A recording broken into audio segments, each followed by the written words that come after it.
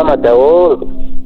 Eto ampiandohana dia faly ny arahabantsika rehetra ny tenako tamin'ny tratrany taona 2024 diavinsika izao.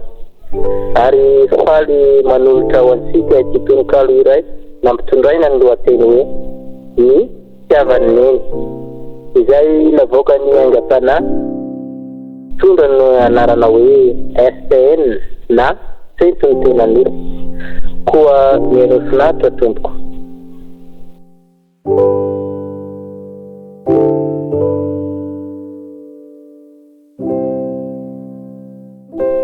Neny malala tokana eto an-tany, trano be ny fitiavako ka sarobidy.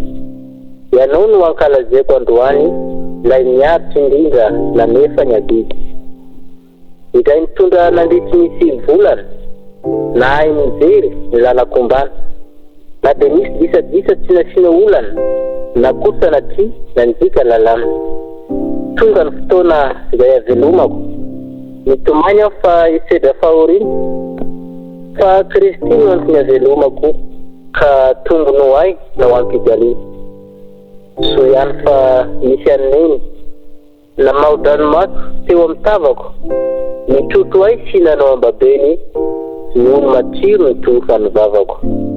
Niabe aho ka nahay ny teny, nianatra ny zoro nataony tata, dia tsisy hafa tsy anaran'ny neny, voalohany izay vao hoe papa. Misy fotoana mandeha eny an-tsena, mijanona fa tsy safara-dalana, ny neny mitady izay azo omena, dia zavatra mety ataony voandalana.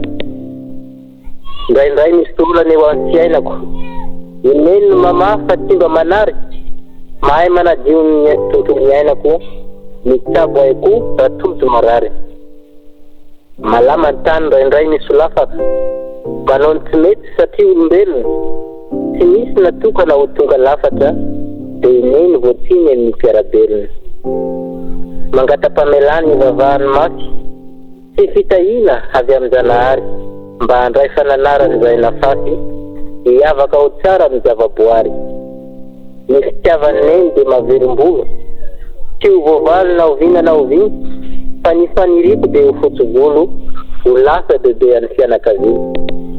Ka ny tsingery taona izay naterahako, mitondra sifaliana ka hanaovako fety, tsy misy nahita ny nofo amandrako, raha tsy misy fitiavana sy mariety. Nanoratra Manisoa Stefano.